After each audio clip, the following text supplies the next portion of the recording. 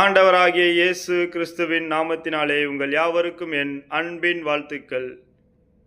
இன்றைய தேவனுடைய வார்த்தை இருமாப்பாயிராது. இன்றைய தேவனுடைய வார்த்தை இருமாப்பாயிராது. வாங்கள் தேவனுடைய வார்த்தையை பொறுமையாக நிதானமாக விசுவாசத்துடன் நாம் கேட்போம்.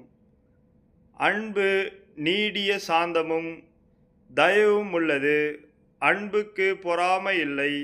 அன்பு தன்னை புகழாது. இருமாப்பாயிராது. 1 கொரிந்தியர் 13:4 இன்றைய தேவனுடைய வார்த்தை என்ன சொல்கிறது என்றால், அன்பு உனக்குள்ளே இருந்தால் பொறாமை இல்லை.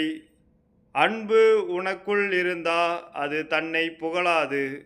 அன்பு உனக்குள்ளே இருந்தால் அது இருமாப்பாயிராது. சாந்த குணம் உனக்குள் இருந்தால் தயவும் உள்ளது. இன்றைய தேவனுடைய வார்த்தை என்ன சொல்கிறது? அன்பு நீடிய சாந்தமும் தயவும் உள்ளது. உனக்குள் அன்பு இருந்தால் சாந்த குணமும் உள்ளது, தயவும் உள்ளது, பொறாமை இல்லை, தன்னை புகழாது, இருமாப்பாவும் இராது.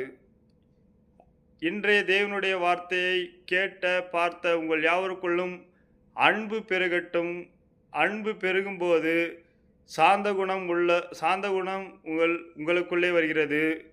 நீடிய தயவும் உங்களுக்குள்ளே வருகிறது. பொறாமை உங்களுக்குள் இல்லை. தன்னை புகழாது. அன்பு உங்களுக்குள்ளே இருந்தால் தன்னைத்தான் புகழாது. தன்னை இருமாப்பாவும் வைத்து கொள்ளாது. இன்றைய தேவனுடைய வார்த்தையை பொறுமையாக நிதானமாக பார்த்த கேட்ட உங்கள் யாவரையும் தேவன் தாமே ஆசீர்வதித்து உங்களை பெருக செய்வார். Thank you friends.